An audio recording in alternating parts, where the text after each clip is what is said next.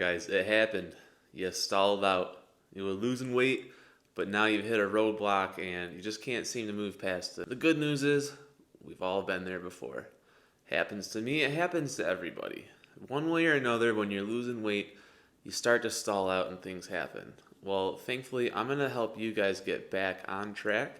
I'm going to go over 5 things that might be going on that's making you stall out, and we're going to go over what you can do to fix them. So number 1, you've lost fat, and now your calories have caught up to your deficit. So what does that mean? Well, as you continue to lose weight, your body only requires so many calories, and when you're losing weight, those calories are going to go down. Now, if you're losing a lot of weight, let's say you've lost something like 30 pounds, that could be as many as 300 to 400 calories depending on what type of weight you lost. Now, just a side note, if you're losing muscle, that's really bad because muscle helps you burn more calories. So if you are burning muscle, your calorie expenditure is going to go way down. So we want to prevent that. The best way to do that is to not lose the weight so fast. When you lose the weight really fast, if you're losing more than, say, I would say the very high end, 2 pounds a week is the most you could possibly lose without losing muscle. But even beyond that, I'd say you're closer at about a pound. Pound of fat per week is a good baseline for most people, and it's going to help you maintain that muscle mass. So that's first. Second, we want to bring our calories down to where our current body weight is. Now for me, a standard that I use that's always worked well for me is just take my current body weight and multiply that by 12. Once you get the feel for this, you can adjust it. If you want to go a little bit faster than that, you can. But 12 times your current body weight is going to make sure that you're continuously in a deficit. It's going to keep you losing weight even as you continue to drop. So just remember, keep multiplying that current body weight by 12. Number 2, not getting enough sleep. You guys, a few days in a row of not getting sleep can really mess you up. All right, when you have a lack of sleep like this, you're going to be building up something called cortisol. Now, cortisol has a natural function, all right? Have you heard of fight or flight? Well, adrenaline makes you fight. Cortisol makes you flight. Now, this can be a bad thing because when your stress hormones go up, your fat loss is going to either stay stagnant or you're even going to put on new fat.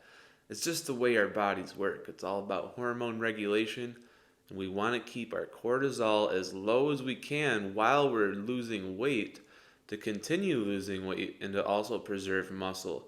Well, a big factor in this is getting enough sleep. I recommend that you get 8 hours a day. Some people might benefit by even going higher than that, but I would say do whatever you can to make sure you're never going below 6. If you go below 6 hours of sleep per day, you got to start going to bed earlier. I know a lot of people out there are probably watching TV at night, playing video games at night. Well, these things are all designed to keep you engaged. So if you're playing a video game, you might have noticed how there's a checklist of things you always got to do. I got to get 5 more kills, got to get 5 more items, got to do 5 more daily quests, whatever. They're all there to keep you playing the game, to make you keep spending more time, but you never really feel like you're accomplishing anything. Same goes with television. Every episode ends on a cliffhanger. You got to see the next one. You guys, if you're watching TV or playing video games at night, that's fine, but you've got to be able to recognize when it's time to stop. All right, if you're going into the wee hours of the morning consuming content, that's going to affect your sleep in one way or another. If you got work in the morning, that's a static deadline. You got to be on time to work every day. So that's cutting into your sleep. Personally, I like to try to get to bed around 10. That way I can get up at 6 and get a full 8 hours, and I'm in the gym doing everything I need to do, and by 9 a.m. I'm ready to go to do the rest of my day. And all my personal needs are already taken care of. So, guys, get some sleep and try to keep that cortisol low. I guarantee you it'll make a big difference. Number 3, this one's a killer, guys. Taking in hidden calories. All right? Now, I'm not a big fan of using any types of oils, period. I don't even use coconut oil or olive oil. But if you do use these things, you've got to understand there's 110 to 120 calories per tablespoon of any oil, whether it's canola oil, soybean oil, or even coconut oil. It doesn't matter. And when you're making food, as soon as this goes into the food, it disappears. You can't see it. Now, of course, the food's going to have a little sheen to it, so you can at least know there's oil in the food, but there's no way to measure it once it's in. So personally, I don't cook with any oil. And if you go to a restaurant, you got to understand the vegetables are going to be cooked in oil. So if you order broccoli, you're going to have some either butter or margarine. I don't know what they're using at each and every restaurant, but I can almost guarantee you they're never going to just put a steamed broccoli on the plate. Think about it. It won't taste that good, and restaurants are there to make you have a enjoyable meal. Tasting good takes priority, even on the health foods when you're a restaurant. So just keep an eye out for that. Things that you can get at a restaurant that's going to lower your chance of having oil. Order a baked potato and ask them to hold the butter. For me, that's my go-to. Now, potato is going to have more calories than broccoli, but it's actually not by that much. A 5-ounce potato, which is pretty regular at a restaurant, you're only looking at about 100 calories. To me, that's a steal, and it's going to help keep you guys on track. And one more thing, since I'm on this, guys, avoid salad dressings. Avoid it, avoid it, avoid it. Think about it. You make a salad, it's got all the lettuce and vegetables in it, it's maybe 150, 200 calories. Then you're dumping on that Italian or that ranch dressing. You're knocking that salad up to 500, 600, 700 calories. It's crazy. So you guys just get the oils out of your diet, and I guarantee you're going to keep losing weight. Trust me. Number 4, you're taking too many cheat meals on the weekends. This one is really bad, and even I suffered from it, guys. Everybody socializes on the weekend. That's when most of your socializing's done. You got a 9 to 5, you got classes, you got all these things you got to do during the week. Everybody's good during the week. Then Friday, Saturday, Sunday hits, and boom, it's all out the window. You're going out to restaurants. You're not tracking your food anymore, and you're eating all kinds of things. If you go to a party, hey, I'm guilty of this too, man. You get me at a barbecue, and I'm at the buffalo chicken dip all night. All night. Alright? There's ways to avoid this. I'm going to give you 2 quick ones, alright? If you're meeting up with people, eat a salad at home. It'll help fill you up just a little bit so that when you get to wherever you're going, you could have something small and not feel like you're missing out. Alright? That's number 1. Number 2, you got to up your calories just a little bit during the week. Alright? When we go on these weekend benders, most of the time it's because Monday through Thursday, we're super depleted. You're depleting your carbs, you're depleting your proteins, your fats, you're going way low. Friday hits and you're hungry, and as soon as that first meal hits your tongue, all bets are off. So you can help mitigate this by taking some of those weekend calories and just spread them throughout the weekdays so that when Friday hits, you're not this ravenous animal destroying everybody's kitchen or going to restaurants ordering extra sides and ordering, in some cases like 2 meals. I've done that before. I've gone to a restaurant, ordered 2 meals. It's insane.